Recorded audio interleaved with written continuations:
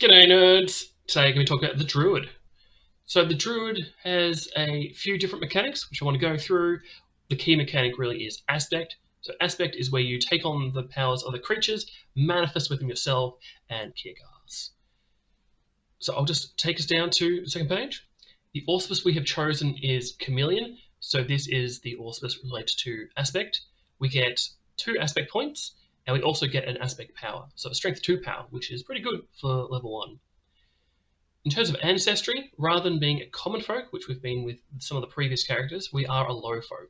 So a low folk get a bonus to Aspect. Obviously, that makes sense with our Druid concept.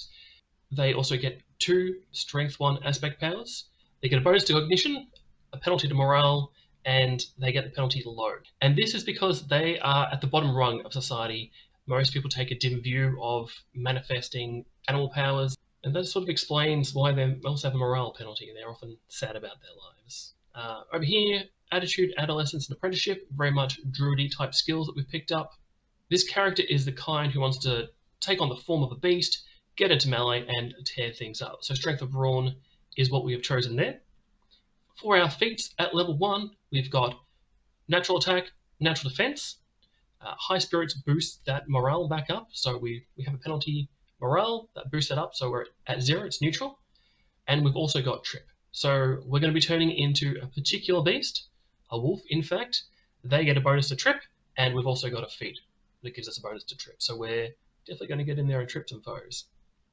And another key aspect of being a druid is the Oath of Nature. So level 1, we've taken the Gift of Word, and for our Oath power, we've taken Oath of Nature. Here is Oath of Nature. It is an oath to Celeste, goddess of love, compassion, and the glory of nature. Makes a lot of sense. The tenets of the oath mean we cannot wear metal armor, and also we need to promote community, and not to succumb to righteousness or sin. And I'll talk about them at some other point. So what do we get for this oath? We get 1 aspect. We can also activate aspects and deactivate aspects as an action, which is fantastic. We can do that in the heat of combat. We also get a Strength 2 power, which is great, especially when we're at level 1. And as we level up and hit power 3 and 4, we also get more powerful aspect powers. So that is the Oath of Nature. To tally up the aspect, we get 2 from Chameleon. We also get 2 from being a low folk, and then we get 1 from our Oath of Nature. So we got a total of 5. There are a lot of aspect powers. There's a few rules. Aspect powers have a strength between 1 and 4. Generally speaking, we're just going to have level 1 and 2 as our starting level character. As we level up, we'll get access to higher level powers, but for now, it's just strength 1 and 2. And also, we have 5 aspect points. So each power that we activate requires a certain number of points. It is possible to have more points worth of aspect powers active than you have aspect points, but there is a penalty for doing that. And if you go too far, very bad things happen. So that's talking about the raging beast there, but I won't go through that now. All right, we've got our 5 aspect points, 2 from Chameleon, 2 from being a low folk, and then 1 from our Oath of Nature. And we've also got 2 Strength 1 powers and 2 Strength 2 powers. So the 2 Strength 1 powers come from being a low folk, 1 of the Strength 2 comes from Chameleon, and the other Strength 2 comes from Oath of Nature. So, Wolf form and Feral Defense, they're our Strength 1. Wicked attacks and Bird form is our Strength 2. So Wolf form is our main combat form. Feral Defenses boost our defense and also gives us some resistances when we're not in Wolf form. We've got Wicked Attack. So Wicked Attack gives our natural attacks penetration. Penetration means that we can bypass 1 point of piercing resistance when we make our bite attacks. And then Bird form, another form, very much a scouting or retreat form, very, very handy. And because it's a Strength 2 aspect, it is quite hard to get access to at level 1, but obviously we've taken Chameleon and Oath of Nature, so we are very much all in on the aspect powers. Let's take a look at a few other things. We might note here that we've got some resistance to piercing, slashing, and bashing.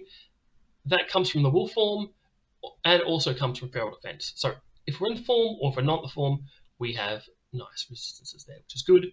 Another thing which is different from some of the other characters is grit and determination. So this is a mechanic which is, I believe, unique to my system.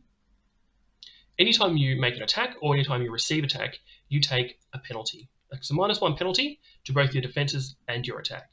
However, I mean, if there's two people in combat, he attacks, so they both get a penalty. So essentially, you don't need to rethink anything. It's only when you start to gang up on someone that they take a lot of attack penalty and then become quite easy to hit. What Grit and Determination is a way to reverse that. So at the start of your round, as your first action for free, you can reduce that penalty by your Grit and Determination number. The default is 3, but because we have high cognition, so +1 cognition from being a low folk, and also at level 1 we bumped up cognition as our status increase, means that we get a 4. So if we're in a protracted melee combat with someone, it means that we're able to recover from that combat, and it's generally going to give us an edge to hit. So quite good for someone who's going to be in melee, making a lot of attacks, receiving a lot of attacks. High cognition is definitely what we want. In terms of our proficiencies, natural attack, don't have fantastic saves. You'll note that we've got base 1 attack and base 1 defense.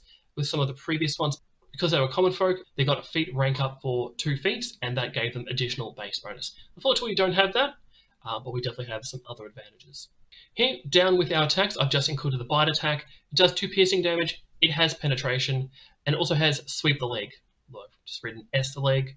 There, let's go over to our rules. What does that all mean? So if you successfully strike a foe, you get a trip attack as a reaction. The weapon length being proportional to your size is quite handy. Generally, if you're trying to trip someone as just a regular folk, your size is going to be tiny, so that's going to give you a penalty, but when you're medium as your wolf, you're going to be doing all right. With the feat trip, which we do have, the trip action is a vulnerable trait. So in Lorecraft, you can take a lot of actions without requiring feats for them, but often they have the vulnerable tag. That means if someone can take opportunity attacks against you, you go and try and trip them, they like sock you right in the face. With the trip feat, at least at rank 1, that removes that vulnerable trait. And as you rank that feat up, you get more and more perks, which is pretty good. Don't have a lot in the way of spellcasting. However, if we check our gear, we've got an elementary ultra tome. We didn't spend any money on armor or physical weapons, so thought why not get a bit of healing. Ultra is all about healing, and here we've got 3 spells written into our ultra tome. With Zap, you can heal yourself. You can also make melee attacks against undead and do damage to them. With Zot, you can heal other people, similarly make attacks against undead. And a life wall, you basically create a wall of life energy, takes up 3 squares, lasts for 10 rounds. If you stand in that, you get healed. So that is quite good. Now, our character doesn't have the ability to write these spells into their tome. They've obviously got this tome from a mentor. Those spells are set in the tome. If they did have feats in the Ultra Sphere, they could rewrite spells into here, but unfortunately that's not what we've got. We've just got a book of healing we got from our mentor, which is pretty good. And that is the Druid. Shape change into a wolf, chew people up. If things go badly, pop into a bird, fly off, and hopefully regroup, get some healing, and then get back into the fight. Yeah, there you go.